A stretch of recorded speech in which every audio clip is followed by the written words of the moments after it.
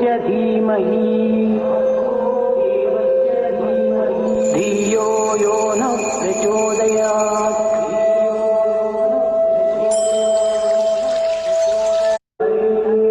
भर्गो देवस्य धीमहि धियो यो नः प्रचोदयात्।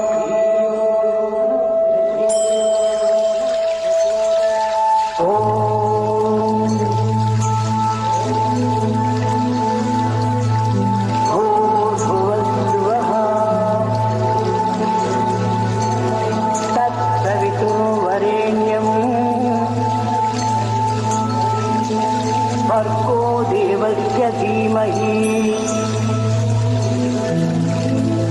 धियो यो नः प्रचोदयात्।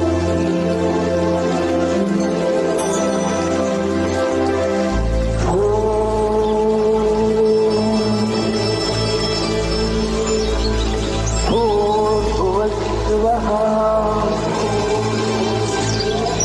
तत्सवितुर्वरेण्यम्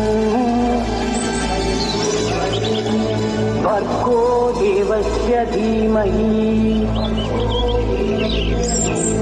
धियो यो नः प्रचोदयात्।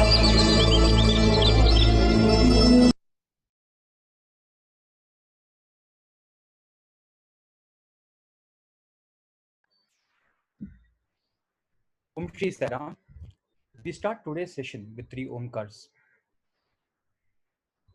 Om.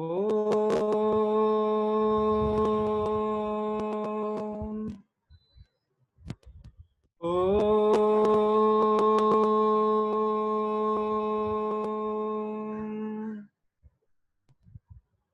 Om.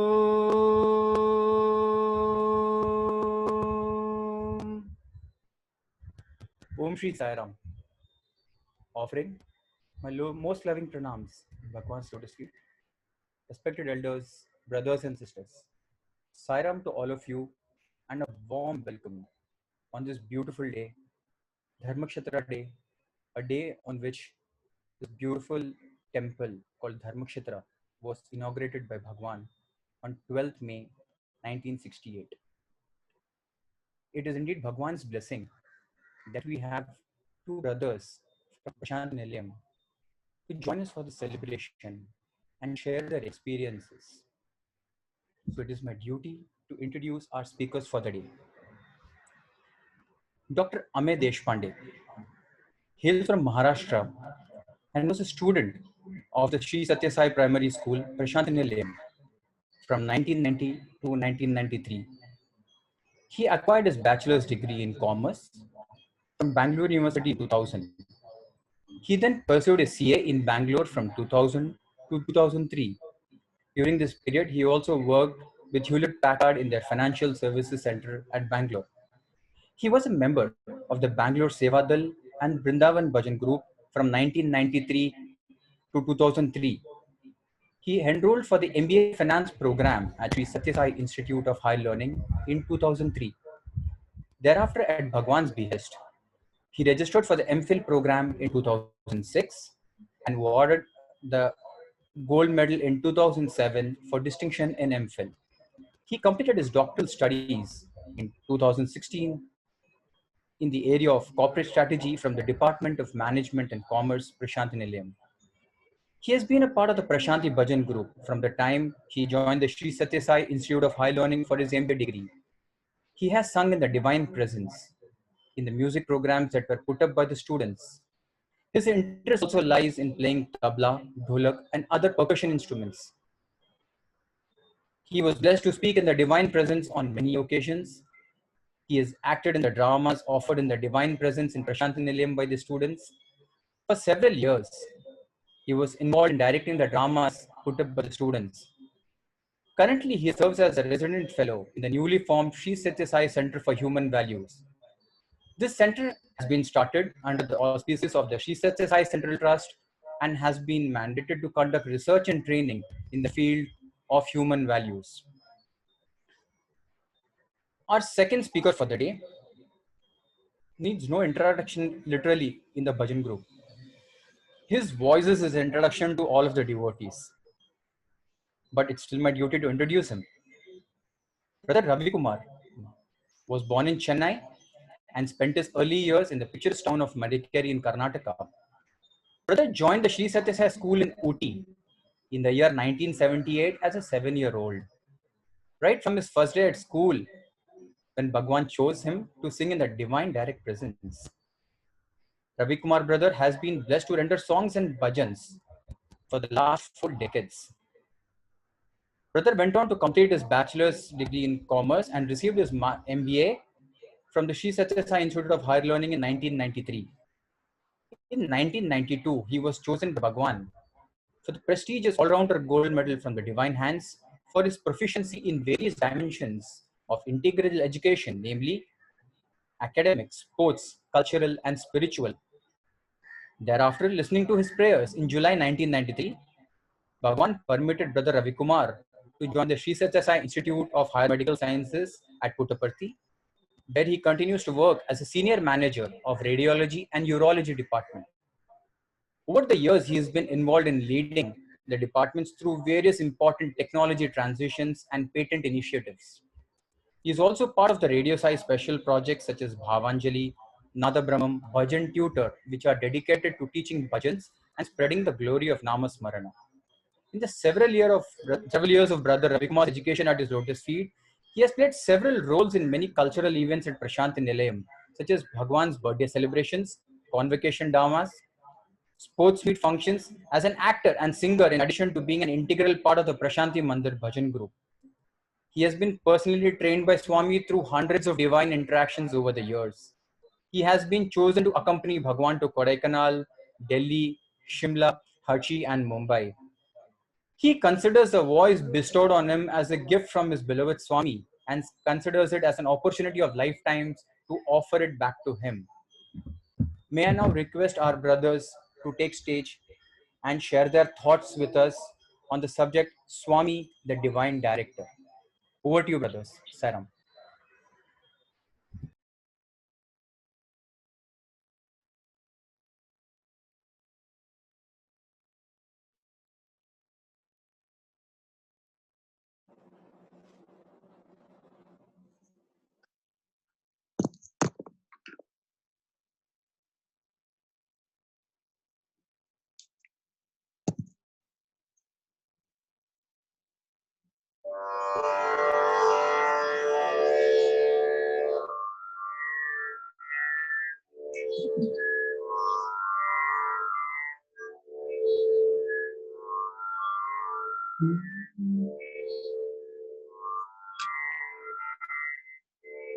माया नाटक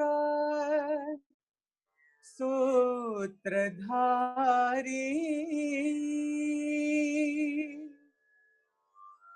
माया नाटक सूत्रधारी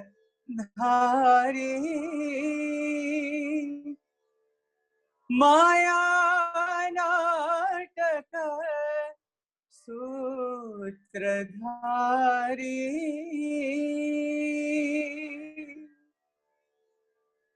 माया मानुष वेशधारी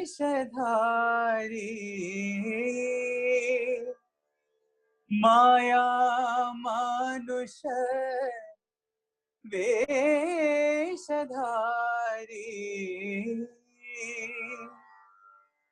साई मुरारी सत्य साई मुरारी साई मुरारी सत्य Sai Murari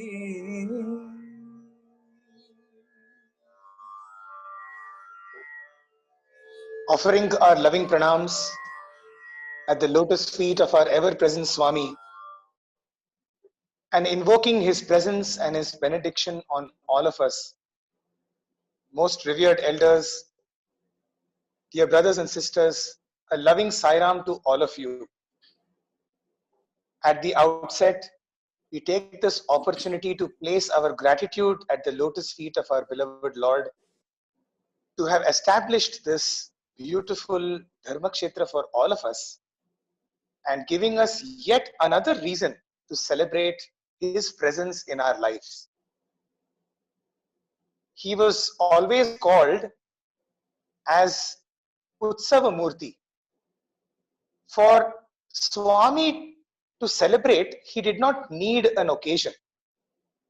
He literally did not need a person or a place or an event or a time, because he is Kalatita. And yet he created all of these institutions for us to celebrate them so that we can remember him and his presence in our lives. So to begin this evening's satsang, we thought we will read out a particular excerpt, a beautiful excerpt, and we will base our entire satsang on this excerpt from Swami. So this is from the Dhyana Vahini. It's a beautiful excerpt, and I will read it and then we will continue this satsang. Swami says in Dhyana Vahini, all living beings are actors on this stage. They make their exit when the curtain is brought down or when their part is over. On that stage, one may play the part of a thief or a king, a clown or even a beggar. For all these characters in the play, there is one who gives the cue.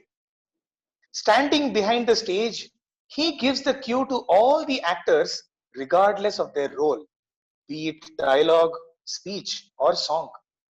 In the same way, the Lord is behind the screen on the stage of the creation, Prakriti, giving the cue to all the actors for their various parts.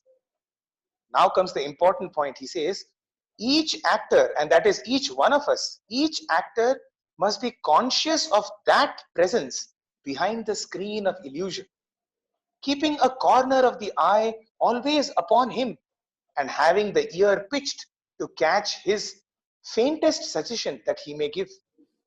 Instead, if a person forgets the plot and the story, that is to say, the work for which one has come and the duties, if he neglects to watch the presence behind the screen and simply stands dumb on the stage, the show will be spoiled.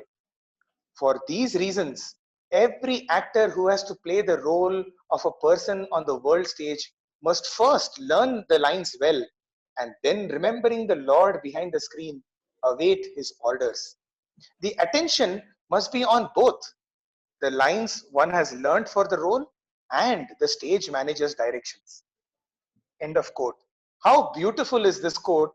It pretty much gives us a formula for our life, a blueprint on how we should lead our life. And so we thought that we will take this as an opportunity, this theme of all of us being actors and he being the stage manager or the director of this drama of life. And oftentimes, as we were discussing for this satsang, we felt that, and oftentimes when we forget our roles and the script is going horribly wrong, then the Lord himself decides that, "Arey yaar, ye to mera kuch baat nahi sun raha hai. So let me only enter the stage as an actor."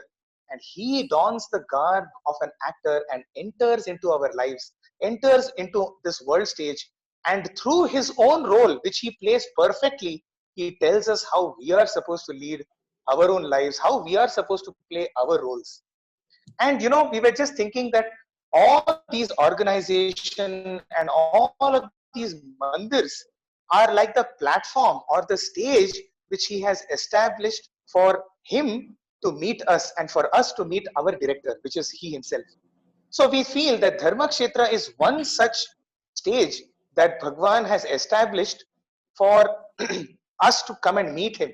So different stages like Sundaram and Shivam and Prashanti Nilayam and Vrindavan and Dharmakshetra are all different stages where we all come as actors to meet our director and learn from him the role of our life. And so we are celebrating the establishment of one such beautiful stage that Swami gave to all of us, the Dharmakshetra. And this is what we wanted to share with you today. Both of us, and I'm sure many students out there, have all participated in many dramas. And for a student, for a Sai student, one of the most cherished memories or cherished moment in his studenthood will be to play some or the other role in any of the dramas that were put in Bhagwan's presence. Because that was the time when, as they say, when Swami says, living with God is true education. And that true education happened when we were participating in dramas, because Swami himself would come and he will tell us various things. And so we thought that today we will take this opportunity to share with you all of those, or many of those beautiful incidences that we have learnt with him on the stage, that we can consider and we can implement in our own lives for the stage of our life. So we will take you through different episodes and different instances, singing some songs, giving you some dialogues, telling you about the costumes, about the sets, about the direction of the Lord, and what we can learn from them to implement in our day-to-day life, more so in this challenging period where Swami has created this magnificent drama, I would say, this fascinating, this mysterious drama, of this new entrant called COVID-19 in our lives, and how are we supposed to face that new entrant in our life. So over to you, Ravi Bhaiya. Yeah, Sai Ram to all of you. So as Amey was just saying, we will take some tidbits out of whatever we have gathered, from the time we have participated in dramas or even sat on the sidelines and seen things happening in the dramas. So the first lesson that I would like to talk about is Swami alone is the director of dramas, and he is the chief audience of every drama. Okay, so now we know that Swami is the director of all our dramas, and like Amey said, he has descended because many times we don't get to play our roles properly. So he has come and he is directing, and we all say Katputli, and so he is the one managing all of us. Okay, that part is fine, but Swami being the audience, so what is that we have to learn from this aspect? Because every drama that we have been part of or we have witnessed, we know that Swami would have written the script for it. Swami would have chosen the actors for it. Swami would have chosen who is the music director for it. And after that, Swami would have written the song. Swami would have tuned the song. Swami would have called the singers and taught the song. Swami would have directed the actors on how to act. He is, in short, he is a one-person production unit, you can say, of the entire drama. End to end, Swami is the one who does everything for these dramas. And the other beautiful aspect of this is that Swami comes for every practice session. And what does he do during a practice session? He will come, he will sit. Yes, he plays the role of a director there, saying what we should do. At the same time, he would sit back and enjoy every practice session. And he would enjoy every practice session so much so that if any one of us attended even 3 practice sessions of a drama, we would think, oh my God, that's it, I am done. I can't watch this drama anymore. Swami would sometimes come for practice sessions. Sometimes the Akhanda Bhajan would be in the first weekend of November, and just after that, normally it would be the Akhanda Bhajan day, the Sunday during the day. That would be the time Swami would come for the first time to the college auditorium and say, okay boys, come on, I want to come and see the drama. From that day onward, there are some times when every day he would come for the practice. Every day he will see all the scenes that are there. Every day he would enjoy everything like an audience. So this divine director would enjoy the entire process of the drama. And guess what? On the final day, he will sit there among the audience, along with all of us there, as if he is watching the drama for the first time. And he would enjoy it as if he is watching it for the first time. So this beautiful lesson from Swami is what we term as Nitya Nutana. That is, for Swami, everything, every moment is new, so that every moment can be enjoyed. So this is our beloved Lord who is the divine director who directs the entire thing, like I said, with that one-person production unit of the whole drama. And he is also the ideal audience. Why ideal audience? Because we are the ones doing the drama and we see the audience enjoying the drama as much as Swami does. There is nothing more gratifying, I think, for people on the stage. You know, Swami's, I would say, wide-eyed enthusiasm, even on the last day while watching, it is infectious, to say the least. You know, it's probably a wrong word to use during these times, but it's probably the only right way to use it is Swami's enthusiasm, which would catch all of us. And so every practice session, we would have to be as enthusiastic as Swami was. And so this is our divine director and divine audience, Nitya Nutana. So, Amen. Very beautifully put. Very beautifully put, Ravi Bhaiya. And I think that's the greatest lesson that we have to learn in this day and age, right? In the day of lockdowns, where every day seems similar. How can we enjoy every day as a new day? You know, the same Right. routine, the same old four walls. I think that is one beautiful lesson that we can learn from Bhagwan, which is to be at the Nitya Nutana, enjoy every single day, celebrate every single day, because we are living. You know, how grateful we should be for all the blessings we have in life.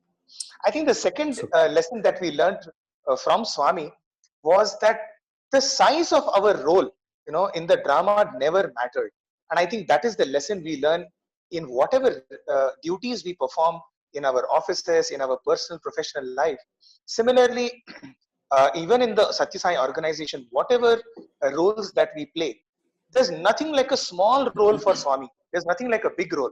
I am reminded of the 2003 convocation drama. There was one brother who was playing the role of a newspaper man.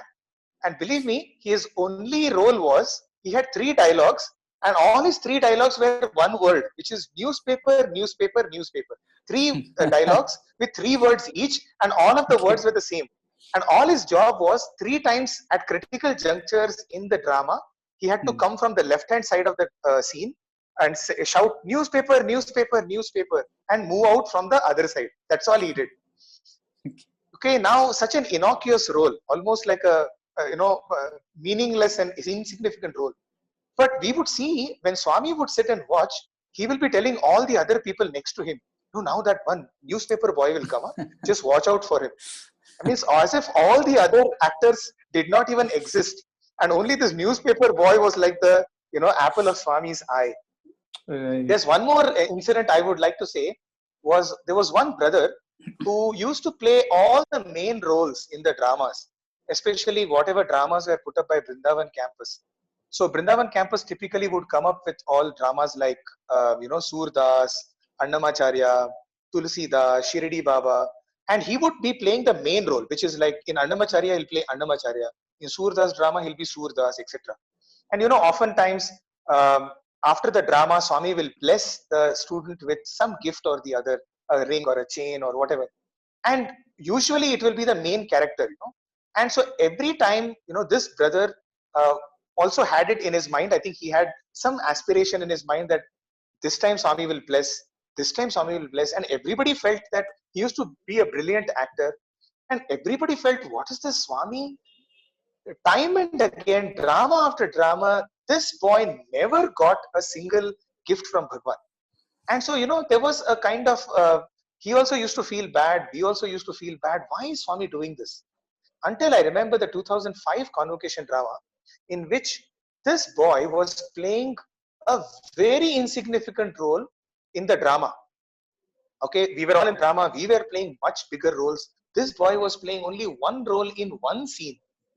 And one of the practice sessions, after seeing the practice session, when we were all sitting around Swami, Swami waves his hand and brings out a beautiful, green diamond ring and puts it in his finger.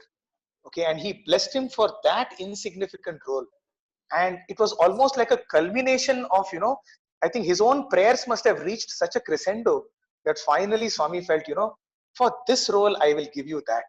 So with Swami, the size of the role never mattered. And I think that's a very big lesson for all of us, that it does not matter what role you play in the organization or in your personal professional life. Whatever role you're playing, play to the best of your extent and make Swami happy. Yeah, that is such a beautiful lesson for all of us.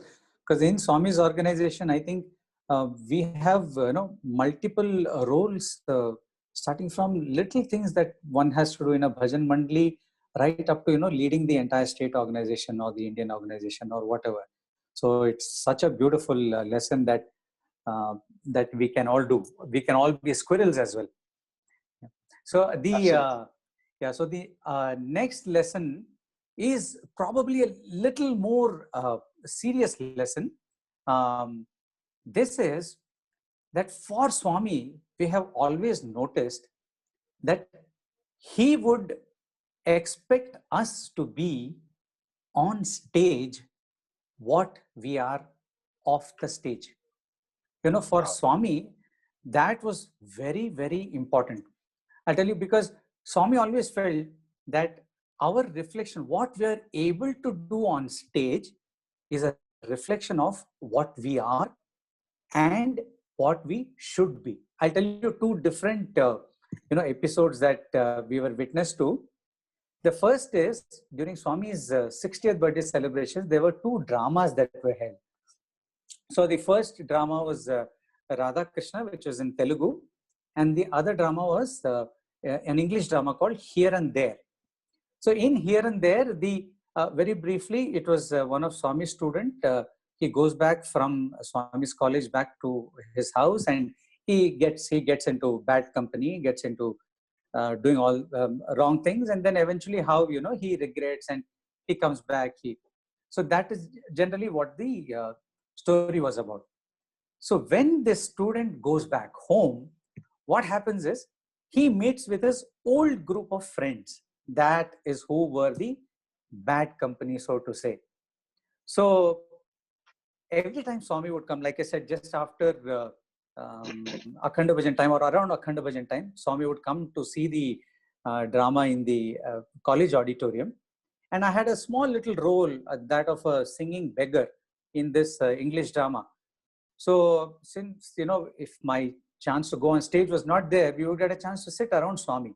So I was sitting next to Swami down below, and these elder brothers of mine were on stage. And Swami, every time he would come into the college auditorium, he would say, "Rowdy scene." This was the scene where all these boys who are, typical rowdies who had, got into all kinds of wrong habits, they would go on stage and they would entice this Sai student to come and join them. So that was a scene where there were about 4 or 5 of these elder brothers, and there would be, some gambling, and some people with drinks in the hand, and things like that, quite severe. So, and then this student, the good boy, is being dragged into that, and that is a scene Swami would want every time, whether he saw any other scene or not, he would want to see this. So he'll come and say, "Hey, rowdy scene." So then these brothers would get onto stage and we will sit around Swami. And I have noticed Swami, he'll be watching the drama. Like I said, he is such a totally involved audience every time. So he would look at the stage, and then as this thing was happening, they would say, "Hey, come on, drink, come on, gamble, come on, what is all this? Stop your prayers." Those kind of negative dialogues. And this student would start getting enticed. And at that time, Swami would literally be muttering loud enough for me to hear, saying, "Na pillodu chedipothunadu." In Telugu, no, "Na pillodu chedipothunadu." That is, Oh God. my child is getting spoiled. My child is getting spoiled. And he would say, and eventually that scene would get over, and all the elder brothers would come running down after the stage, come down to Swami. And then Swami would tell them, "You did the scene was nice, but you know why it was nice? Because basically from inside, you are all rowdies. That is why whatever is inside is very naturally coming outside on stage. And that is why you're able to do such a good job of it. So you're all like that. You're all bad boys. You're all rowdies. Then the usual interaction between the students and Swami would be, no Swami, no Swami, we are your children, we are good children and all that. And Swami will say, no, no, no, I don't want to hear anything about it. And he would leave. Next day he would come for the practice, and first thing he will say, rowdy scene. And this whole thing will repeat again. I just realized that, Swami made it such a point to all these elder brothers that, you are doing a good job of it on stage because it is reflecting from within, Swami was saying. So Swami said, make sure that you distinguish what you're doing on stage is not really me. Now, Swami drove it into them so much because it is only Swami who can do. Anyone else who tells any of the students, that, don't be so natural, they'll say, I'm only acting. But Swami knows what is happening to that person inside. And Swami kept saying that, so that all these elder brothers, in the end of the whole drama of Swami, saying all this. And after the whole drama, Swami came and blessed all these brothers and said that you all did very nice, but you're all my children. You are good boys. So that, he had managed to remove the negativity from within them. So that is how, for Swami being on stage and off stage, that distinction was very important for Swami. And the other end of the spectrum, there's another story. We all know brother Ashwath, who sings here. And one convocation drama, he was to play the role of Bhakta Ramadas. So there was, obviously he was singing some songs during the drama. A few days before the convocation day, during the birthday celebration, that is after 18th of November, there would be every evening some celebrations. One evening, the Malladi brothers were performing.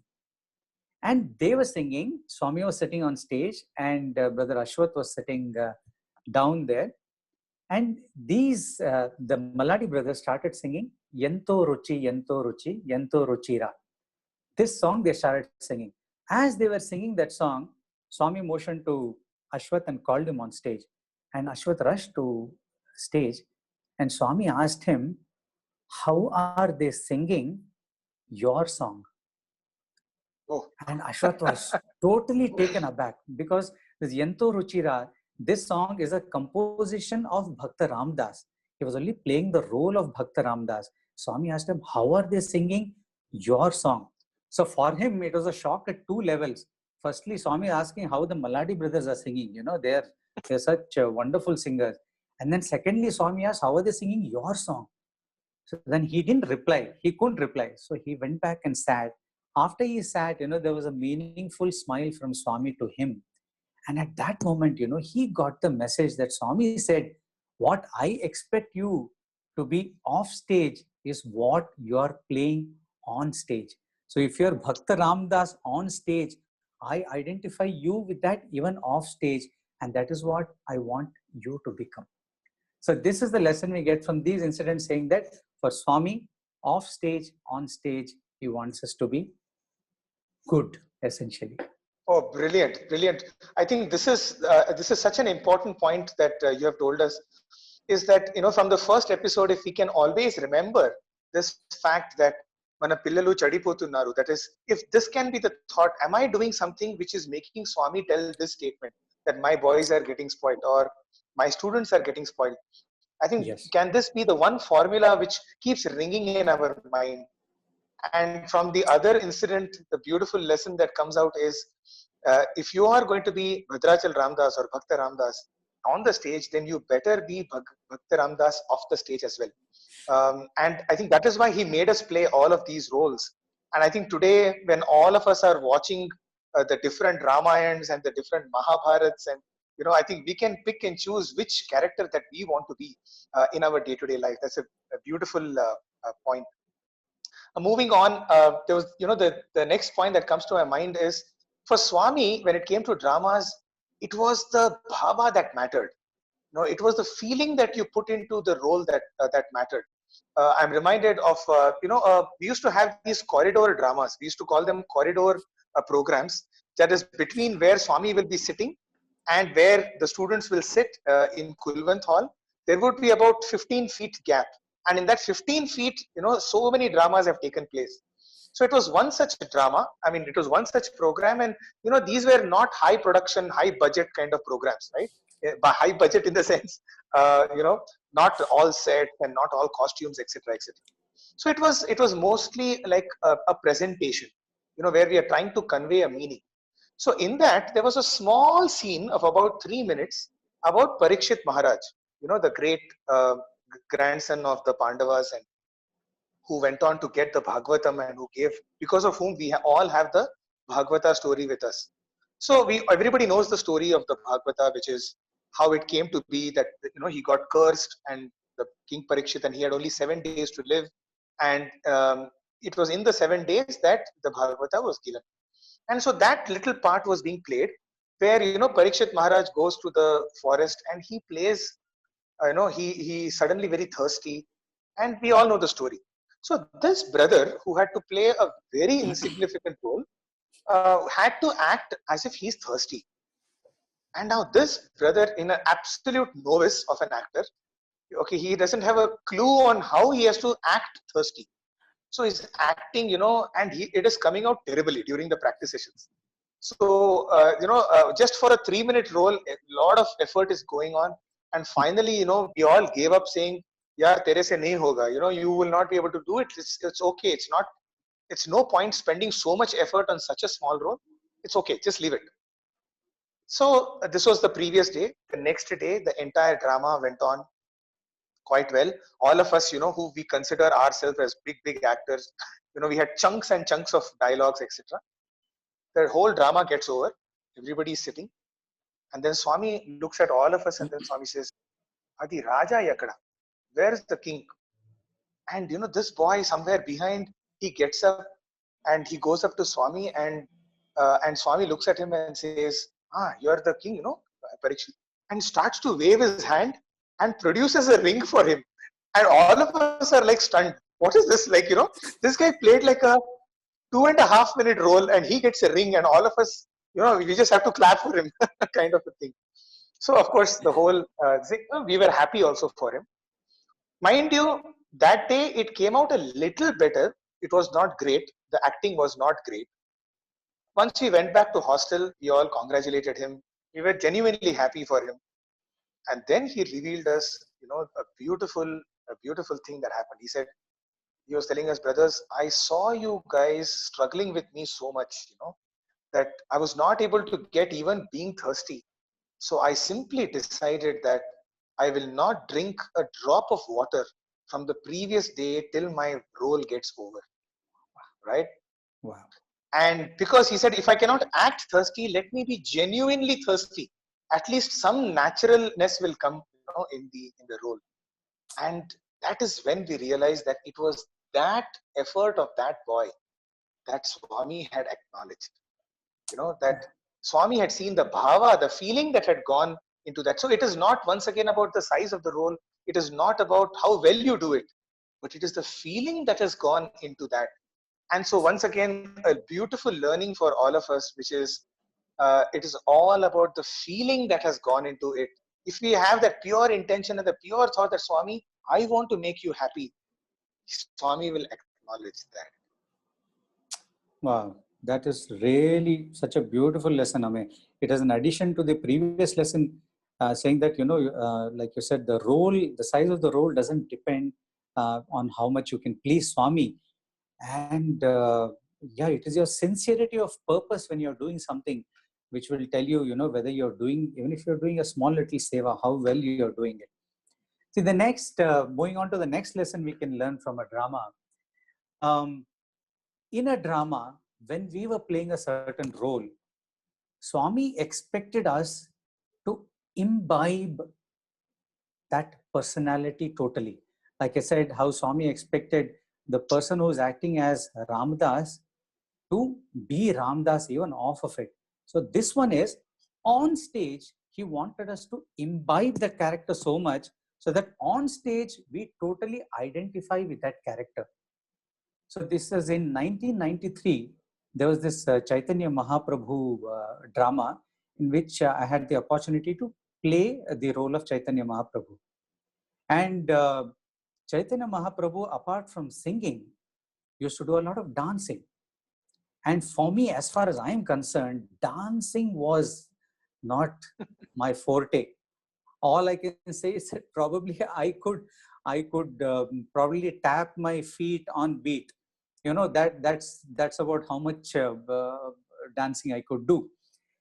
So once you're conscious on stage and you're supposed to dance singing the name of the Lord on your lips, you just don't feel comfortable doing it, because around you there are these other brothers of mine, some of them who are professional dancers and who do a great job of dancing. And I didn't want to, you become conscious, and you don't want to, for whatever you are, you don't want to look like a fool. You don't want to look like the guy with two right feet on stage and others are, dancing so well. All these things in your mind. What happens is Swami comes for the practice sessions. And when Swami comes for the practice sessions, he just doesn't do the direction. He tells us what the character of Chaitanya Mahaprabhu is. He told us things like, we would sit around him and he was telling me, what Chaitanya Mahaprabhu did once? I said, Swami, he said, he went to the market and he was singing and dancing with Lord Hari's name on his lips. And people around him were ridiculing him, were making fun of him, were using foul language against him. And somebody went up to Chaitanya Mahaprabhu and asked him, why don't you mind? People are telling all sorts of things about you. Don't you mind? And Chaitanya said that what they say doesn't reach me. It evaporates in mid-air. I am totally in the joy of Hari. And I continue dancing. Swami told me this one story. And then another time he said, Chaitanya was going through the market. He was again singing and dancing, lost in the name of Lord Hari. And he had a dholak in his hand, which he was playing and singing. Someone from the crowd came and snatched away that instrument. So Chaitanya was left with some cymbals. So Chaitanya started playing the cymbals and continued singing Hari's name. And he continued. Someone else from the crowd came and snatched away the cymbals of Chaitanya Mahaprabhu. And he continued singing. He left the cymbals, but he didn't leave singing and dancing. Swami said he continued singing and dancing through the streets. And when somebody came and asked, how could you do that? He said, maybe Hari does not want me to sing with the dholak and the cymbals. Maybe he feels that they are an impediment for me. All I'm interested is in the love of Hari. And if he does not want me to do it along with this, I don't mind. But I will still be in the joy of Hari. I will sing and dance to his name. So Swami continued saying that, for Chaitanya Mahaprabhu, the name of Hari, the love of Hari is all that Chaitanya Mahaprabhu wanted. He did not want anything else. And he said, and Swami, in fact, once he said that, Andike nenu kuda Hari bhajana bina sukha shanti nahi, Hari naam bina ananda nahi. I also sing. So same thing, Chaitanya Mahaprabhu, without Hari's name, there is no ananda. So just with Hari's name, he would dance and sing, come what may. When Swami comes and tells these kind of stories about Chaitanya Mahaprabhu, we were all so totally lost in the character. Not just me, everybody else who was playing different characters. So much so that, when we would go on stage, practice at other times, at nights, we would not address each other by our real names. We would address each other by our, stage names. We would say, hey, Nimai, hey, Nitai, how are you? Come here. Those kind of things. Because that is the involvement that Swami expected of us in the drama. And eventually when the drama came out, that level of being conscious about not able to dance, that had totally left me. So that is something that Swami, by his constant encouragement, by his constantly coming for the practice sessions and giving such real life incidents, who would know more about Chaitanya Mahaprabhu than Lord Hari himself.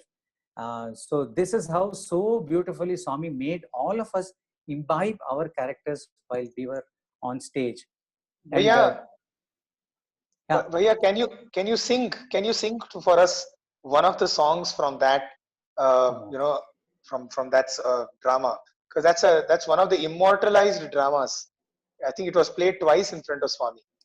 Yes, in 93 and then 94 earlier. I'll sing one of the songs where, Chaitanya Mahaprabhu is pining for Lord Krishna. He has seen glimpses of Lord Krishna, and Lord Krishna has suddenly disappeared. The little naughty Lord Krishna has disappeared, and he's pining for Krishna again. And this is what he sings. This is what we sang in the drama.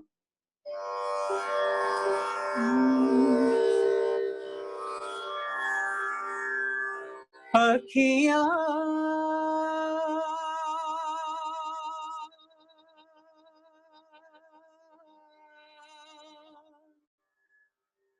शाम मिलन की प्यासी, शाम मिलन की प्यासी, अखियाँ शाम मिलन की प्यासी, प्रेम बेल हरि चरणन लिपटी, चरण कमल अभिलाषी,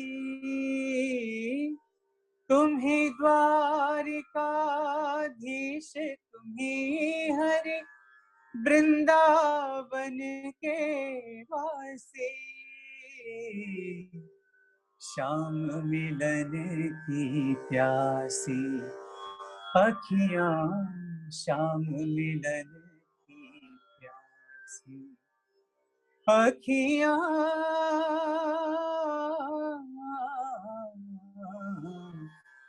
शाम मिलन की प्यासी, हरि सब में सब हरि में देखे, कटी फंद चौरासी, शाम तुम्हारे द्वार पुकारो, शाम तुम्हारे द्वार पुकारो, अखियाँ दर्श के प्यासी, अखियाँ दर्श के प्यासी।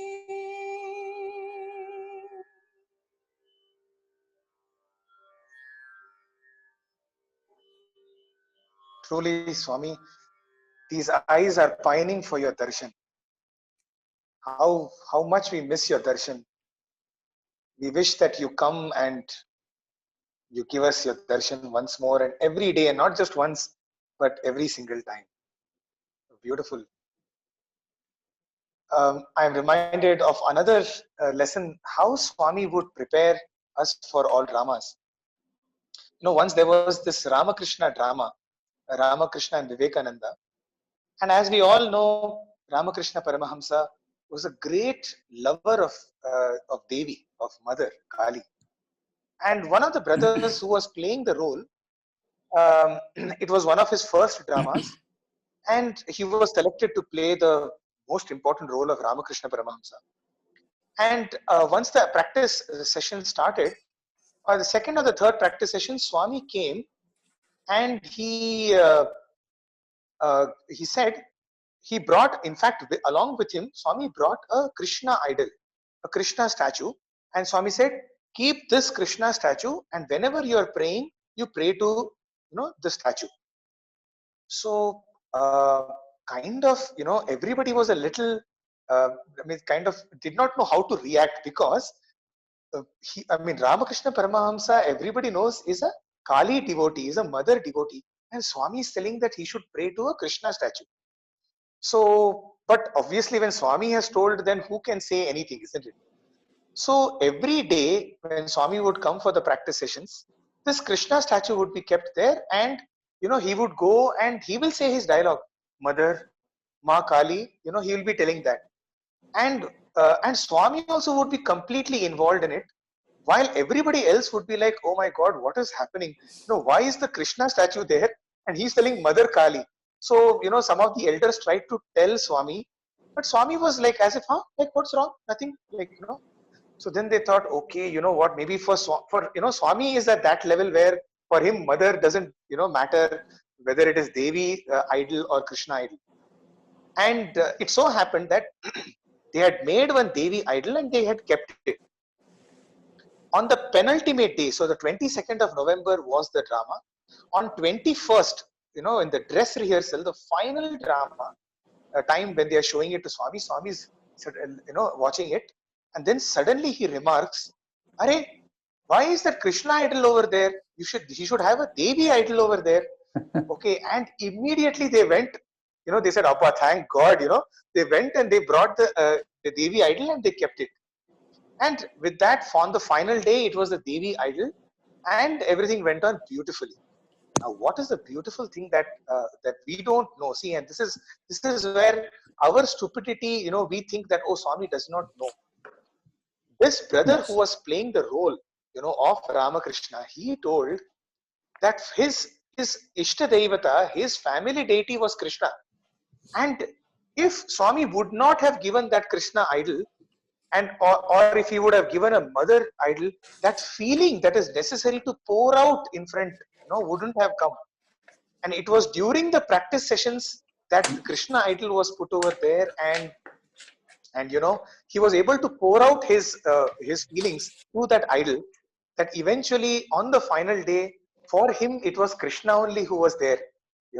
And so this is how Swami would make those little tweaks, in the way we can play our role to perfection. Yes, truly, Amya. Who else knows our hearts, right? And that is whom we have to pray to right here. I remember another incident, probably a little similar to what I said about Chaitanya Mahaprabhu, where I said that Swami wanted us to become the character. And this episode is about where Swami would come and tell us about the main character in the drama, so much so that he wanted us to imbibe all the qualities of that devotee whom we were playing on stage. He wanted us to fathom the depths of that character, as it were. This is the Radha Krishna drama, which was done for Swami's 60th birthday, and this is such a special drama because the entire script was written by Swami, the songs were written by Swami, and Swami had given the script to every character, and he had given the songs to each of us who had to sing in that. So it was a very, very special drama for all of us. And the title of the drama is Radha Bhakti. So, and Radha is such a special devotee. Even for Swami physically to mention about devotees, he would mention so much about Radha and Meera among all the other devotees. So Radha Bhakti, Madhura Bhakti of Radha is something that is so special to Swami, and he would make it a point at each rehearsal or every time he called us to the interview room to teach us. He would not just teach us the songs, he would teach us about Radha's Bhakti. And while talking about Radha's Bhakti, Swami said, Radhaku Adhara Dhara Aradhana. This is Swami's beautiful, way with words. So play with words, the way. So he said, what is special about Radha is that she had a Dhara Aradhana. It is not that her prayer to Lord Krishna was not dots. There were dots that were joined. It was a line. It was a dhara. It was a stream. It was a stream of prayer from Radha. He said, Ala Gunnal Ramirandru. It's not that you go on stage, then you pray to Krishna, you go off stage, you go to the hostel, and then you do everything else. It should be like Radha. And then he told a very beautiful thing about story about Radha. He said towards the end of Radha's life, when she was desperately praying for a darshan of her Kanha.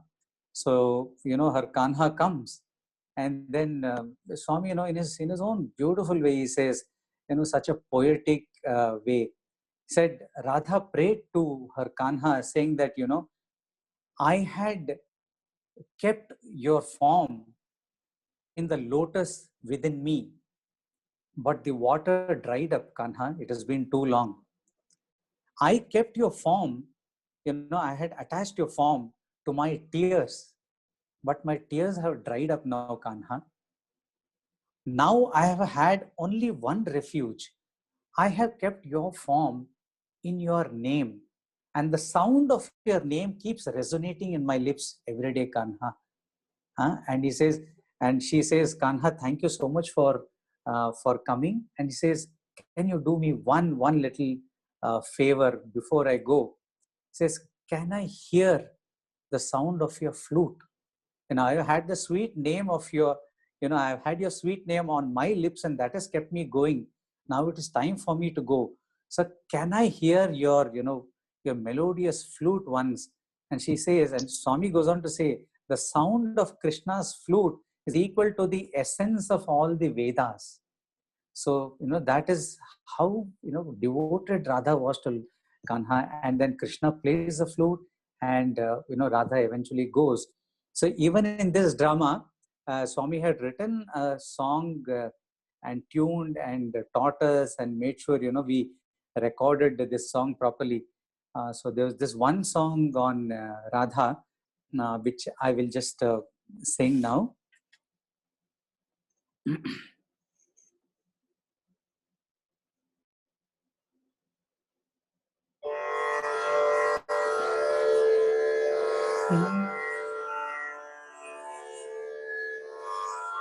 प्रभु मी नाम चिंतने सदानंदमु ఈ రాధ భక్తిలో కానికి శాంతి పర్వతం ప్రభు మీ నామ చింతనే సదానందము ఈ రాధ భక్తిలో కానికి శాంతి పర్వతం కదళి ఖర్జూరం కమ్మని చెరుకు రసం కదళి ఖర్జూరం కమ్మని చెరుకు రసం చక్కెర తేనె పండ్లు సార విహీనాలు చక్కెర తేనె పండ్లు సార విహీనాలు ప్రభు మీ నామమే ఈ రాధకు మధురాహారం ప్రభు మీ నామమే ఈ రాధకు మధురాహారం మీ కరుణ హరి హరి మీ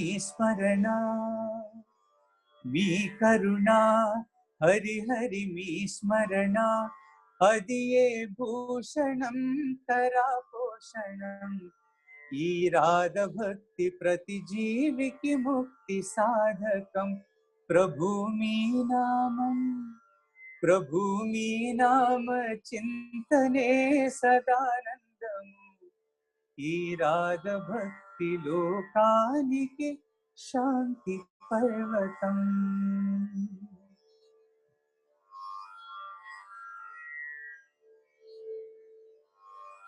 Beautiful, Bhaiya. And in fact, there are so many bhajans, there are so many songs that Swami wrote in this particular drama. I remember you telling us about how Swami taught you that particular flow down. If you can also share with us that very quickly. Yeah, this was in the same drama. I was to sing a song for Satyabhama. So in the drama, there's a character of Rukmini, there is a character of Satyabhama, and Satyabhama in the drama is portrayed as a jealous wife who keeps complaining to Krishna, saying that, Krishna, you give all the attention only to Rukmini and you don't give me any attention. And that was generally how the scene was.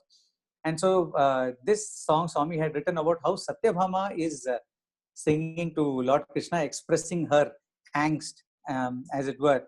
And so the thing about, before I sing this, I'll just say that Swami not only taught, the finer things, because I was a school student and not able to sing as much, the kind of turnings that we say that come in the song. I was not able to, but the benevolent Lord, full of mercy and patience, he sat and he taught me until I was able to learn it.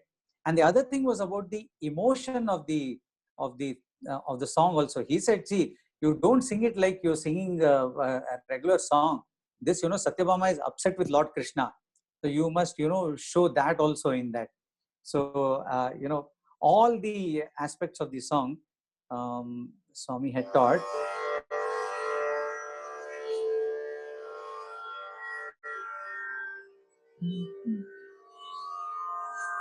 బొక్కనాడైనవు చక్కనయ్యా నాతో మక్కువతో ముచ్చటలు చెప్పినావా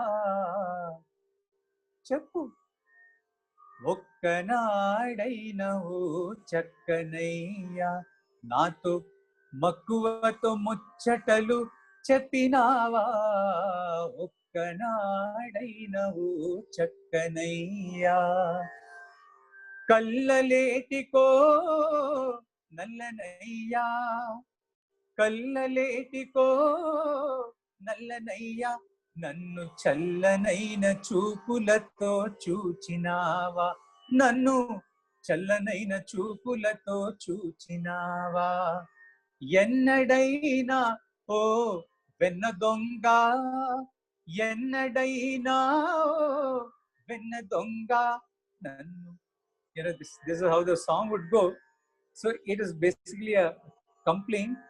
So the line where it would had to roll down in the line. So that is what he taught me, and the expressions of cheppu and those kind of things also Swami, we were very blessed. Beautiful. To learn from Swami. Absolutely. There are moments where Swami will even change the original tune. I recollect of one of the dramas, I think 2007 or 2008, I think, when in fact it was the same drama that you were referring to when Brother Ashwath was playing the role of Bhakta Ramdas, Bhadrachal Ramdas. And in that there's a beautiful song that you were mentioning. O Ramani Nama Yanto Ruchira. And in that song, the original that he has written is Kadali khajuradi falamula kannanu adhikamu nee namame miruchira, which is your name is sweeter than kadali khajuradi, means dates and falamula. It is that the name of the Lord is sweeter than all of these. And Swami told us, change that song, say Kadali khajuradi kalakanda kannanu, and kalakanda is sugar candy. And Swami said sugar candy is the most sweet. So you should not simply say fruits, falamula. No, kalakanda kannanu. And so even Bhadrachal Ramdas stood corrected over there that the name of the Lord is actually sweeter than sugar cane itself. So that is our Swami, who will even just to make us understand that that is the only thing that can save us in this day and age, which is to chant his name. So that's another beautiful incident that came to my mind. Yes, beautiful. I mean, I think through the dramas, how much Swami has stressed on the importance of Namasmarana, not just the singing saints. If it is a Mirabai or a Tukaram or an Annamacharya or Saint Tyagaraja, we know that they are all Mirabai, they were all singing saints. We come to identify. Correct. But I think with Radha, when Swami said to the end, she told Lord Krishna that I had your name on my lips, and that has kept me going. Namasmarana is that important to somebody like a great devotee like Radha.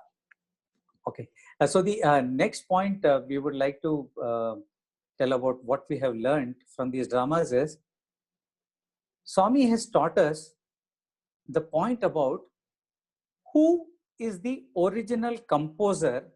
Think deeply about it.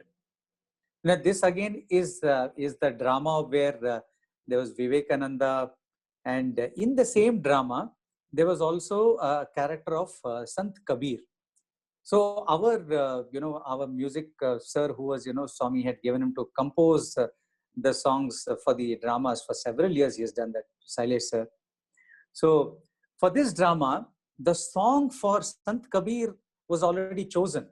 It was that Chalti Chakki Dekh Kar दिया कबीरा रोए दो पाटन के बीच में सादत बचा न कोई. So this was already chosen. Then Swami asked him, so what about the song for Vivekananda? Vivekananda has to sing a song. So what is the song for him? So sir kept showing, he would go in with a little keyboard into Swami's interview room, and he had the, blessing to sit right at Swami's feet, to Swami's right side. And he would sing to Swami, with a little keyboard. And he kept showing Swami, I have composed this. And Swami would say, no, not good, not good. This went on for a few days. And then Swami told him, Hum deta hai. I will give you. So I was very happy. He said, okay, Swami will give the tune. So then next day, Swami called him, and Swami told him a little tune. I don't know the exact tune right now, but it went something like Mat ja, mat ja, mat ja.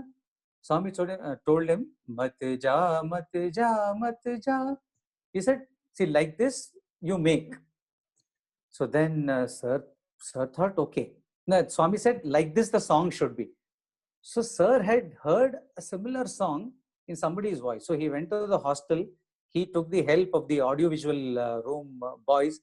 Then those are the days of cassette player and the cassette. No MP3 players and no streaming, sites. So he got a cassette in which there was some lady had sung a song which had these words, Matja, Matja. So he thought he has found it. So the next day was a Sunday, and Swami had called all the students to the Purnachandra auditorium, and he was distributing clothes to all of them. And Sailesh sir was wondering how he would tell Swami that, he has got the song for Vivekananda.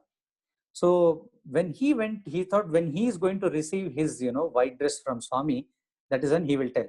So when he went to receive the white dress, Swami asked him, what, ready?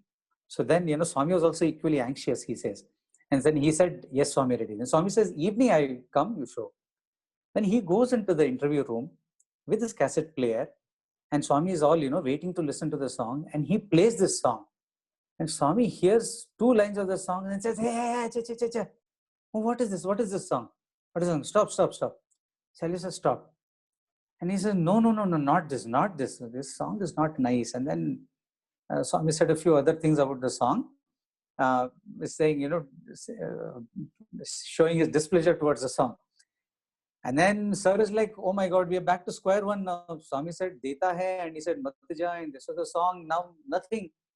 So then sir went on to sing, Do Din Ka Jagi, Chalti Chakki, Kabir song he sang. And then Swami said, yeah, this song is good. Then he understood. Then Swami for Kabir, then if this gets transferred, Chalti Chakki for Vivekananda. And he says, Swami, then what about Sant Kabir? Then 2-3 songs, and then Swami says, okay, some other song is all right for Sant Kabir. So then Swami says, okay, come, let's go for bhajan. Then the warden, warden is also there in the room, in the interview room. So he asks, so Swami, Chalti Chakki for Vivekananda, right? Swami says, Chalti Chakki, how can it be for Vivekananda? That is for Sant Kabir. And both of them are like, oh my God, we are back to square one. How many square ones can we have? We are back to no song for Vivekananda. Now the entire session is done. And it was, closing into the time when you are supposed to finish the recording. And the song itself is not ready.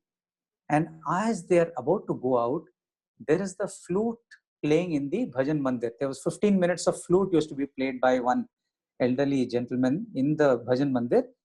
So that was being played. And so what Swami did was he went close to sir and said in his ear, like that. The flute tune, he said, like that. And sir came out, sat in the bhajan, he was ruminating about like that. He got the, raga of what he was playing. He went back, he locked himself up in the room, and he ruminated about what Swami was saying.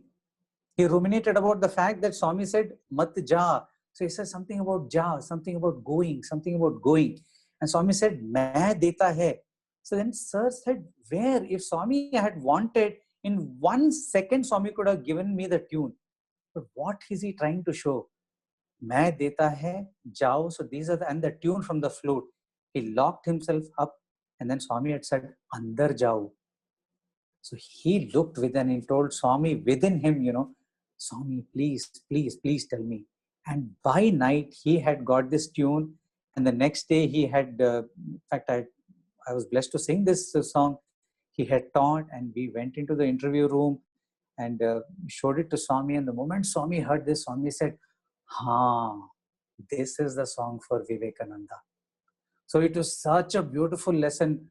Who is the composer? The composer is Swami. But where is that Swami? That is that Swami seated deep within each of us. But we have to recognize the fact that, you are the doer, Swami, inside me. Please help me, come out. We can't go, looking for external things like cassettes, or saying that I'm the one who is doing these things.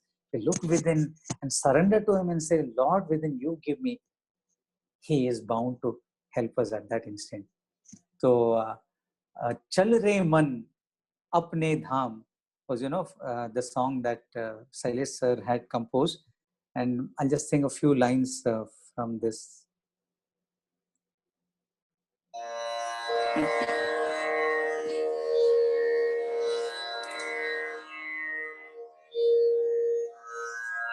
चल रे मन अपने धाम, चल रे मन अपने धाम। इस जग में परदेस है बंदे, इस जग में परदेस है बंदे, भटक रहा क्यों सुबह और शाम, भटक रहा क्यों। चल रे मन अपने धाम, चल रे मन अपने धाम। आँख जो देखे वो झूठा सपना, सब है पराए कोई ना अपना, सब है पराए कोई ना अपना। चल रे मन,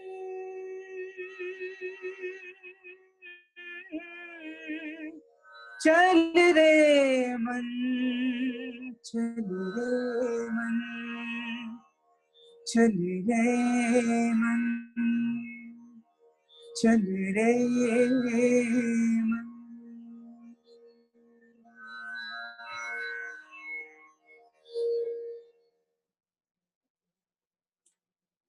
I think for even for in this Sir, day and age, I think even for all of us who are part of this, either in the music group and composer or being part of who were there in the interview room with Swami, the learning is chal re man apne dham, and where that is inside.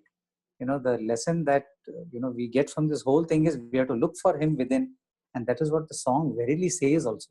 Chal re man apne dham, O mind, look inside.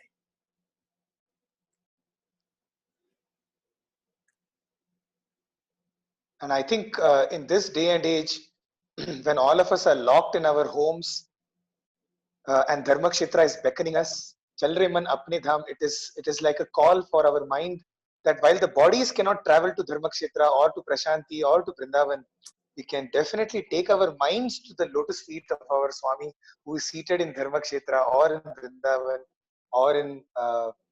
So yeah, we have. It's been such a beautiful journey. It's already 8:30, and I think we should start wrapping up because otherwise, of course, with these kind of stories, we can go on forever and ever. So maybe I'll just share with you one more incident, and then we'll hear the last incident of that Chaitanya Mahaprabhu's drama. I'm reminded, of what is the whole purpose of this drama. This was told to me by one of the brothers, um, uh, one of our brothers who used to play all the major villain roles, in front of Swami. He was Swami's favorite villain, in the sense that when it came to all the mythological dramas, all the Puranic stories. So in if it was Ramayana, then he was Ravana. If it was Nachiketa, then he was Yama. If it was Markandeya, then it was once again Yama. Right. So he played all the negative roles, and he was a master at it. And we have ourselves seen Swami directing how Yama and how Hiranyakashipu and how Ravana will actually act. And Swami used to be thrilled with his acting.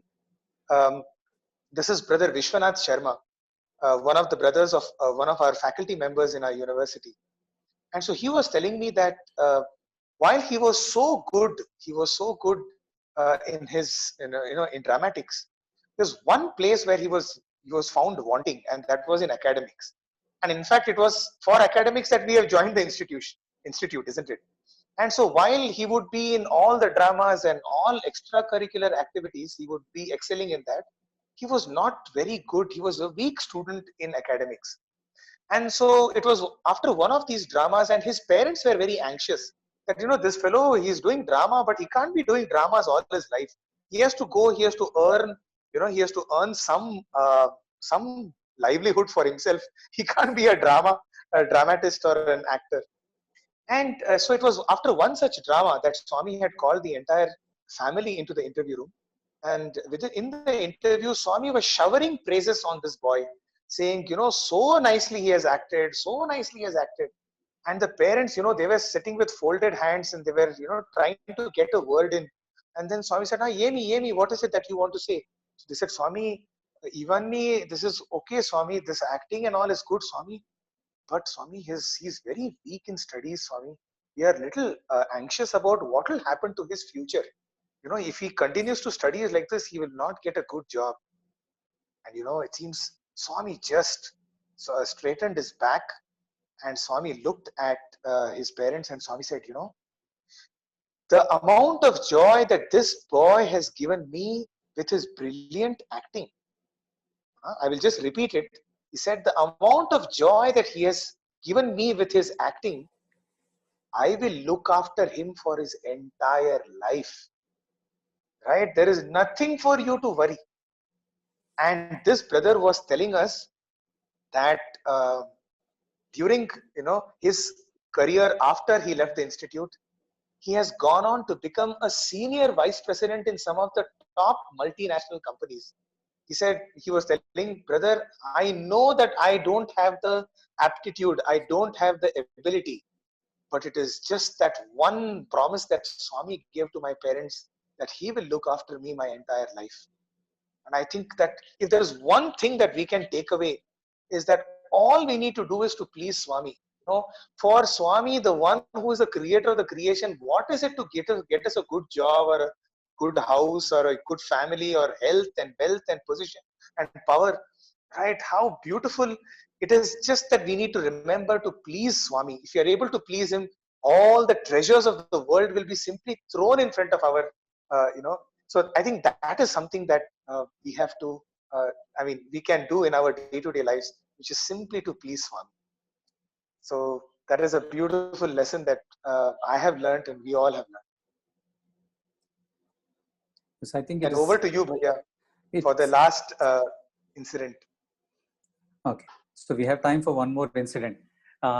Yes. So this was again from the Chaitanya Mahaprabhu drama. During as the drama was progressing, Swami called the lecturer who was directing the drama on Swami's behalf, you could say, and told him that the Chaitanya Mahaprabhu drama should end with which song? Should end with Sai Bina Rahana Jaye, but instead of Sai Bina Rahana Jaye, it should end with Shama Bina Rahana Jaye. And so the sir came and told all of us, we were waiting for a practice and said, this is what Swami has said. And we were like, oh my God, a Kavali for Chaitanya Mahaprabhu, if, see, just talking about it sounds a little incredulous, right? So we were like, how can we do it? Said, Swami has said, change Sai Bina to Shama Bina, because, Chaitanya Mahaprabhu is a Shama devotee. And we thought, okay, that's it. After the initial, seconds of, oh, how can, Swami has said that. That's it. No more doubts. And so we practiced with that. And, quite unbelievably, everybody who, attended the drama at that time, and all of us who were involved with the drama, never felt at any point in time that this was out of place. That is the magic that Swami can do. And it is not, I'm talking about even from a worldly point of view, it's not merely because, Swami said, and therefore all have accepted. It's not even that. And it gelled so beautifully with the end, scene of Chaitanya Mahaprabhu, when, he's basically yearning to merge with the Lord. And truly, as Swami explained to us about him, Shama bina rahana jai. Chaitanya could not live without Shama, and he did not live without Shama. And, that is how even the improbable, Swami can make it very much probable, and also makes it beautiful in that sense. So this is one of those things, about who is the composer, who is the director, who is the music director. No questions asked. Let us do his bidding. Absolutely. In fact, this is what we started the whole session with, which is to, we read out that part, which is he is the stage manager. All we need to do is to remember him at the back of our mind, at the corner of our eyes. He is trying to tell us, hey, do this, in case we forget our lines, which is to do our duty. And I think in this current lockdown period, when we are not allowed to go out, when we are not allowed to step out, I think the best place to do is to step in. And that is what this song says, isn't it? That मोहब्बत की कमी अगर दिल में एहसास होता है, जरा झांको तो पाओगे साई पास होता है. So all we need to do is to go inward, go inside, and we will see that Swami is there, right? So even if you are not able to step out, our Swami will come and he will install himself in our hearts. And that is where we need to, on just to end this session, this beautiful session that we had with Ravi Bhaiya, I'm just reminded, that what started with, and to connect it to Dharmakshetra. When we do not follow the rules, or we forget the lines of our life, or we forget the role which Bhagwan has given to us, that is when our life becomes Kurukshetra. And then he comes to establish a Dharmakshetra to remind us of our lines and our roles in our life. What exactly is our role in? So the entire journey of our life is to move from Kurukshetra to Dharmakshetra. And how we can do that is by moving towards Bhagwan. And so we will end this song with this one song which was composed for a particular drama, in which we say that we are moving towards Swami. Dear devotees, all of you who are present here and all of you who are connected to Bhagwan in his heart, let us all pray to Swami through this song.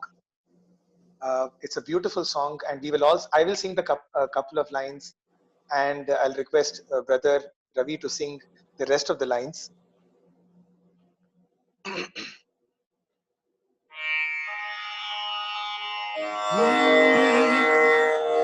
the song goes something like this. The wordings are Aao chale hum Sai ki or, which means come, let us all move towards Sai, the Sai who is seated in our hearts. Jeevan ko nirmal kare, let us purify our lives. Aao chale satya dharma ki or, let us move towards satya and dharma. Jeevan ko pavan kare, let us sanctify our life. Sai hamare jeevan sahare, Swami is the support of our lives. Jeevan ko ujjwal banane wale, he is the one who illumines our entire life. Tan man mein sai samaye, he is the one who is seated in our hearts. And then there's a beautiful line which says, Sai mana pranamu. Swami is our life. Sai mana gamyamu. Swami is our goal. Sai mana jivitadharamu. He is the support of our life. So with that prayer to Swami, that Swami, you are our life, you are our goal, and you are the very basis of our life. आओ चले हम साई की ओर, आओ चले सत्य साई की ओर, मन को निर्मल करने, आओ चले सत्य धर्म की ओर, आओ चले सत्य धर्म की ओर, जीवन को पावन करे, आओ चले। साई हमारे जीवन सहारे, साई हमारे जीवन सहारे, जीवन को उज्जवल बनाने वाले, जीवन को उज्जवल बनाने वाले, तन मन में साई समाए, ओ मेरे Sai,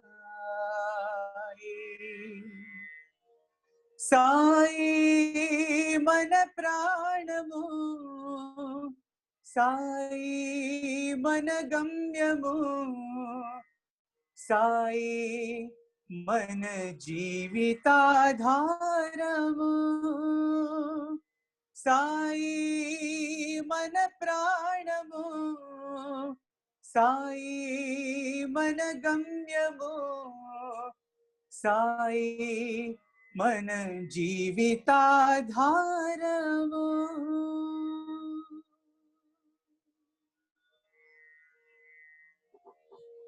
Jai Sai Ram to all of you.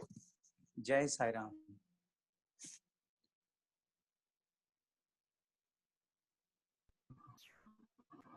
Sai Ram brothers, hope I'm audible.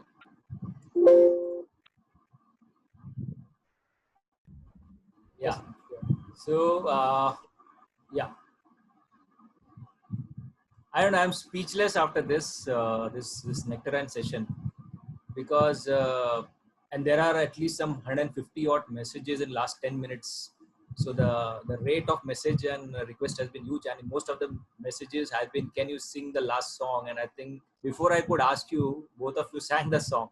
So I think half the question in that case.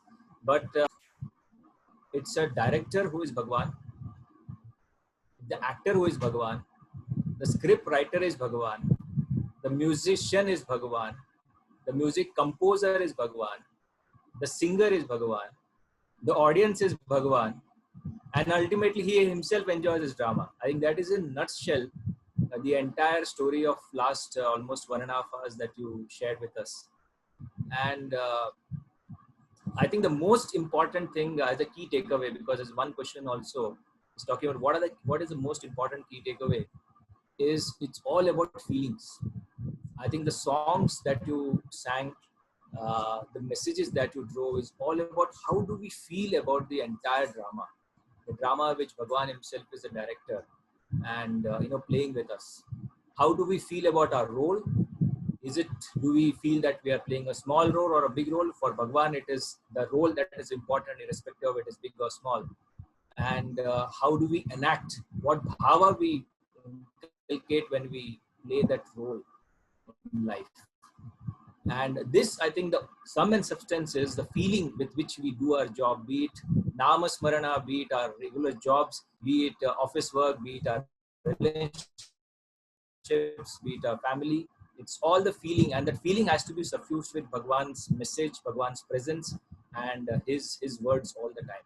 I think that will make the entire Swami, the divine director, in completeness, if I can summarize in few words. Before we conclude, in fact, there are a few questions which we would like to request you to take up. The first question is, how do we see Swami everywhere? do you have any method or any way which we can practice where we can see Swami everywhere, especially in these times? Sairam, I think the question that has been asked is such a huge and gigantic question. In fact, that is the whole purpose of every sadhana and every spiritual practice that we will take up, which is to see Swami. There's nothing beyond that. And what we have to do is, as Bhagavan himself says, constant integrated awareness.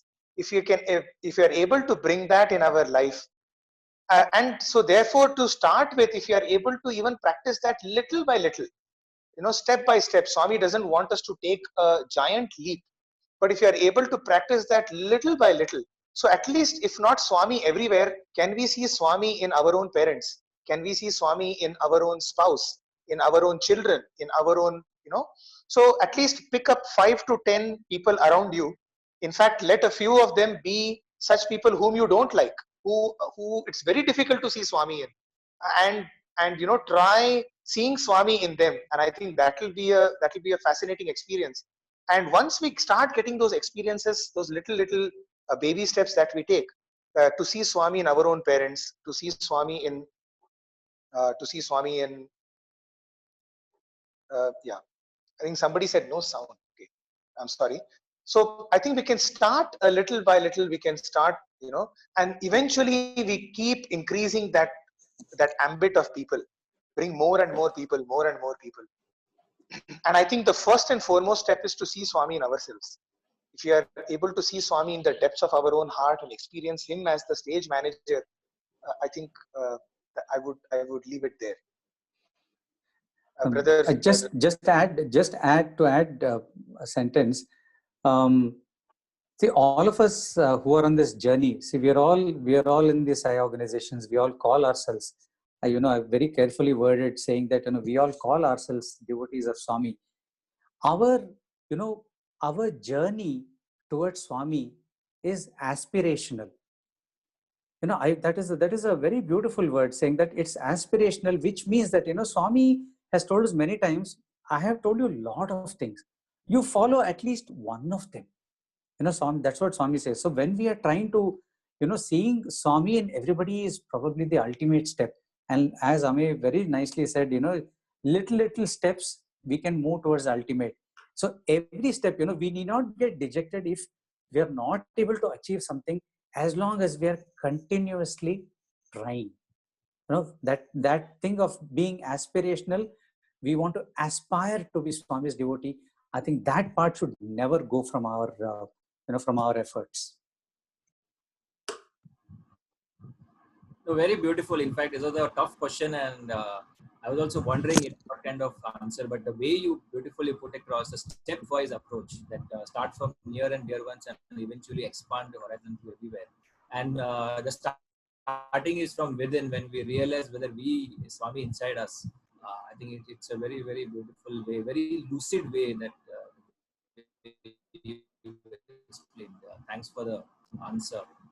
There's one more question. This is related to singing bhajans. So there's one question is, how much should we be prepared before singing bhajans in front of Swami during bhajan sessions? So there is one student who said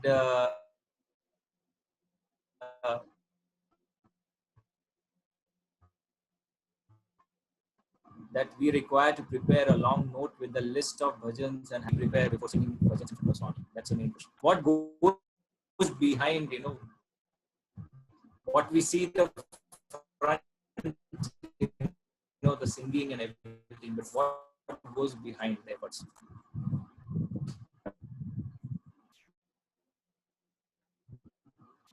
Brother Ravi? Yeah. Siddharth, I think I lost a few words of yours, but I think in all, somebody has asked how we must prepare before singing for a bhajan session. I think we normally do some 3-hour sessions on a question like that. So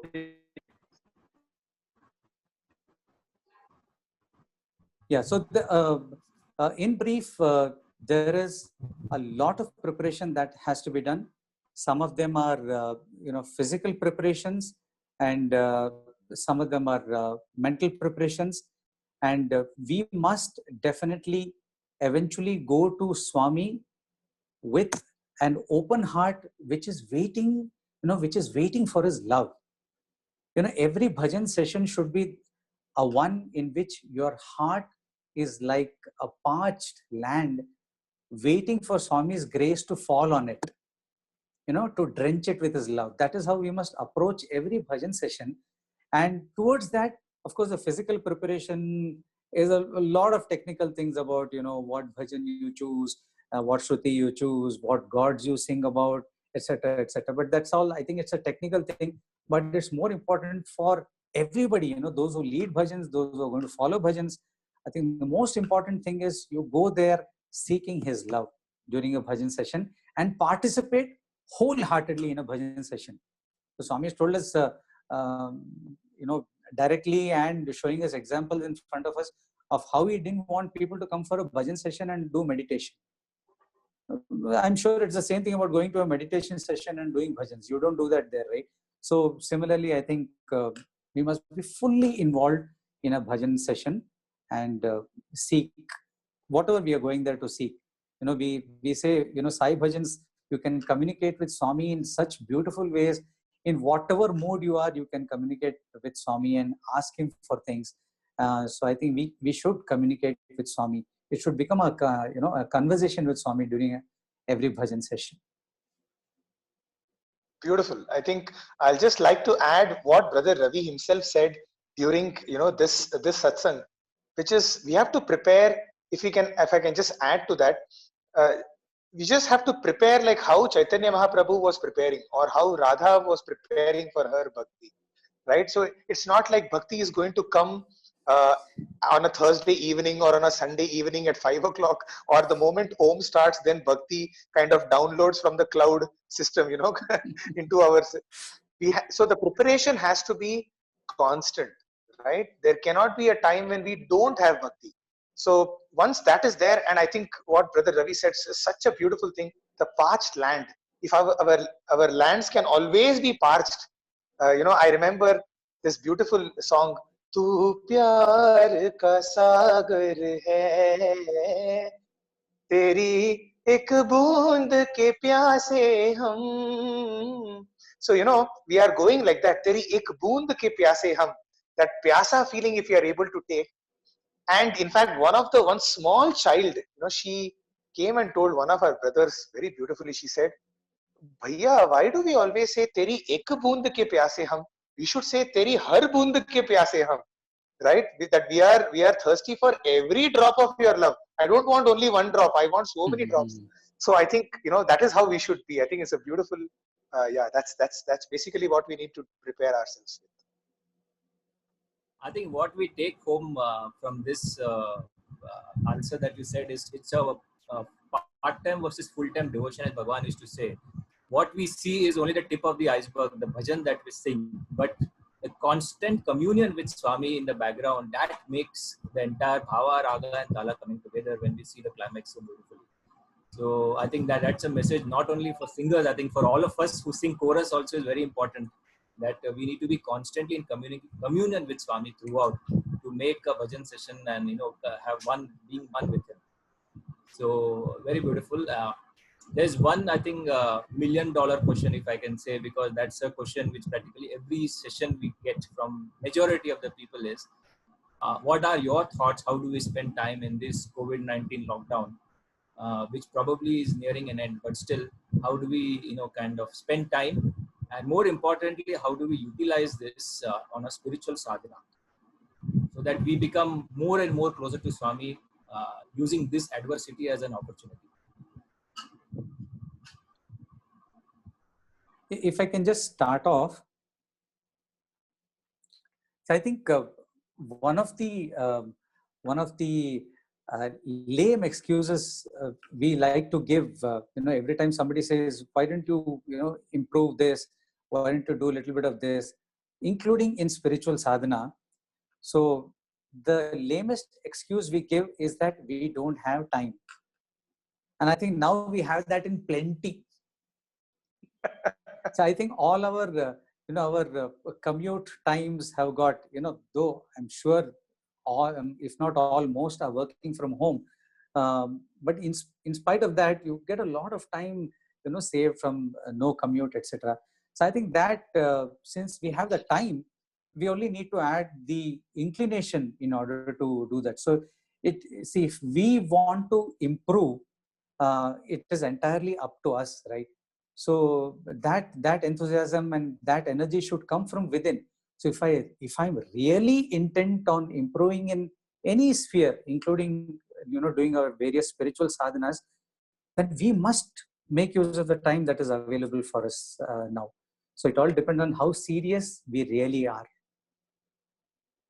And I'm sure, I mean, all these, these wonderful satsangs that are being organized countrywide, world over, Sai devotees are, spending their time really wonderfully with satsangs at this time, more than they normally would. Yeah, I think yeah, Bhaiya has said exactly the point. I would just like to give a few tips, which is because we have more time, why not just take up any one thing that we would like to master, or we would like to, for example, if those of us who are interested in dhyana, 10 minutes of maybe mastering Jyoti Dhyana, which was very dear to Swami, or reading just one book, or taking up a hobby, learning a new bhajan, learning a new Vedic paragraph, learning a new sukta or an Upanishad. Such kind of things can you let us set some goals for ourselves. In fact, as you yourself, brother Siddharth, you yourself said, to find an opportunity in the adversity. The answer lies in there only, which is to find some time and set ourselves some benchmarks, that by this time I would have learned this. So picking up a new bhajan, or mastering old bhajans itself, or reading a new book of Bhagwan, or I would say one beautiful thing that we can do is on, because I personally, I am a excuse me, I am a guy who likes different things on different days. Okay, so like we don't like the same dal bhat every day. We want different sambar, we want different rasam. So like that we can even, I feel we can even get our own little mixed bag of sadhanas. So one day I will focus on, let's say, namasmarana. Another day I will focus on Vedic chanting. Third day I will focus on reading a book. So, Monday, Tuesday, we have 7 days with us. And these days, all the days sound like the same. We literally forget which is Sunday, which is Monday, because we're just sitting at home. So why not fix up for one day, one different sadhana? Practice that, for example, talking softly, talking sweetly to all our family members, whoever is at home, helping out our elderly at home, doing some kind of daily chores. I think this is another fascinating time to do family sadhana. I think even in the Satya Sai organization today, once the organization starts, we are back to the humdrum of life, and this seva, that activity, this activity. This is a beautiful time for all of us to sit together. The family that eats together, the family that prays together, the family that laughs together, right? Let us use this time to come as a family and aao chale hum sai ki or. So, right? So whether it is bhajans at a family level, meals at a family level, let's be loving to each other. Let's speak beautifully with each other. Let's do some Parayana, for example, Tapovanam or Shirdi Sai Satcharita. As a family, let us sit and do it. I think that is something that during this time we can do. I would, hazard a guess. Very true. I think as Brother Ravi said, this kind of session, currently we are seeing messages from across the globe. It's coming right from Malaysia to Europe, and even I think some in US, and across Rajasthan, Delhi, North. I think it's never before it has happened that so many people have locked together to think about Swami, and this collective thinking itself is very powerful. That we are going to experience more and more as we move forward. So I think we are there are loads of questions. Probably we can spend another 2 hours, but we are well out of time. But given it's a Dharmakshatra anniversary day, we have Shri Nimesh Pandya, All India President of Satya Sai Seva Organizations India. May I request him if we can share some few thoughts before we conclude. Om Shri Sai Ram. For me, listening to Ameya and Ravi is always very inspirational. And listening to them today for 2 hours only evokes a very deep sense of prayer to Bhagwan, that he continues to shower his grace on both of them immensely and for a long, long time to come. I've always believed that Swami's students, when they speak and analyze their experience with Bhagwan, they do it so beautifully and so in a simple manner for a common man to understand. And for me, this session has been very special because my association with Bhagwan also has been through drama and dramatics. And this was a tremendous journey going back to 4 decades with Bhagwan on a journey. And everything that they were saying was bringing goosebumps on my being every time and every incident that I heard and listened. On this beautiful Dharmakshatra day, I only want to pray to Bhagwan that all the simple things and the inspirational things which Brother Ameya and Ravi have shared with us, I agree with them that what really is important is practice. And Dharmakshatra day is something where Bhagwan always mentioned when he said, and I remember he was in Dharmakshatra at a discourse and said, when we asked him a question, what is human values, Bhagwan? And Bhagwan says, human values is nothing but practice, practice, practice, and practice. I think that's a great lesson to take home today. And I'm immensely grateful to both Brother Ameya and Ravi. I've been a great fan of both of theirs. And I always look forward every time that they speak because, and I don't know, all my association with both of them has brought some beautiful music and some lovely messages. And currently when I am associating with Ameya on the Center of Human Excellence, it's been a fantastic journey. The ability to analyze Swami's message and put it simply to mankind, that is the whole beauty. And I think that's what we all have enjoyed today and understood that. And we've experienced what Bhagwan used to always say, that everything in the world is complicated. God alone is simple. That's what my two brothers have done today for us, to make God so simple for us to practice. On this beautiful day, I wish all the devotees who are logged in here that Dharmakshatra is a great landmark. And we're all very, very happy to Bhagwan and grateful to him for having given us the gift of Dharmakshatra, which has given so much to the Sai organization and so much to the Sai mission. Many of the great messages of Bhagwan have emanated from Dharmakshatra when he was here. There were years when every 3 times a year, 4 times a year, Bhagwan used to be in Dharmakshatra. And so many pearls of wisdom Bhagwan has shared. And for me and Kamla, Bal Vikas originated in Dharmakshatra. And for us, it's a great measure.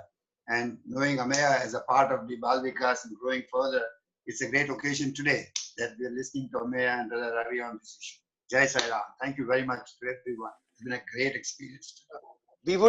We would like to thank Uncle. In fact, it is people like Nimish sir who have been an inspiration for all of us in our dramas.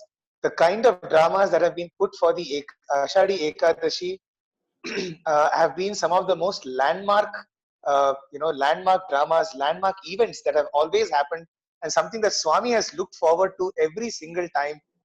We have seen that glint in his eye. We have seen that, the excitement in Swami's eyes. Come, July, come Guru Purnima, and it's these beautiful presentations. We have got inspired. We have got lots and lots of ideas from the dramas. I remember the 4 cars, the Chamatkar, Sakshatkar, and then you had the Supreme Court dramas where you showed the 3 acharyas. Almost each of them is, there was one on Mother India which literally brought everybody to tears. And so, yeah, we have had we have been inspired by the dramas put up by Maharashtra. But Ameya, we are like that Ekla, we are sitting from outside. You are direct students of Bhagwan. We have to stay outside and learn from Bhagwan. But that also has been equally joyous and enjoyable for us. And I think it's a great thing. I love the stories you tell us about how Swami himself is the actor, the director. And that's been such an experience with all of us. I think that's a great lesson to learn from. I think you guys have been really fantastic today and is really inspired. And Ravi, as long as I am there and as long as you are there together onto the, I want some lovely songs to come from you. And Ameya, every time I have a conference, every time I have an event, my first mind goes to both of you that I must tell Ameya and Ravi, sing something for us, compose something for us, because I do believe that the vibration of your voices, the vibration of music conveys things much better to mankind than lectures and discourses that we give otherwise. I think that vibration is a great thing. Thank you, and thank you very much. Jai Sai Ram. Thank you, sir. Thank you, sir. It will always be a blessing for the entire Prashanti Bhajan group to participate in any little activity, sir. It will be a blessing. Thank you. Thank you, Ravi. Thank you. Thank you very much, Nimesh uncle. Very rightly said. I think before we end, both of these brothers actually bring a lot of bhava in their talk, in their songs, and that's how the Swami's message is beautifully transported to all of us. In fact, I will not fall short in saying that Prashant Nilayam came to Dharmakshatra today. Yes. And actually, we have met on the web. So both together have spread Swami's vibrations across the globe. So that's the most beautiful thing that has happened. We are very grateful to Bhagwan for giving us this opportunity to listen. And actually, we lost time. We didn't even know whether Prime Minister is giving an address at 8 p.m. or whether something else is happening. We were with Swami, and Swami is our Prime Minister of the universe. So this spiritual package was more important than the financial package of the Prime Minister. So thank you, brothers, both of you, Brother Ravi Kumar, Brother Amit Deshpande, for sharing this, your wonderful experiences. For all the devotees, if you want to continue to enjoy this, all the dramas are there on YouTube. Please search it out. I'm sure another 20-25 days we'll still watch drama, and it will be still less. So there's enough on YouTube where we can continue to enjoy these sessions where both these brothers acted and sang, for all of us. So let's end the session with Samasta Loka, and we'll close. Samasta Loka Sukhino Bhavantu. Samasta Loka Sukhino Bhavantu. Samasta Loka Sukhino Bhavantu. Om Shanti Shanti Shanti. जय बोलो भगवान श्री सत्य साई बाबा जी की जय। Jai. Sai Ram.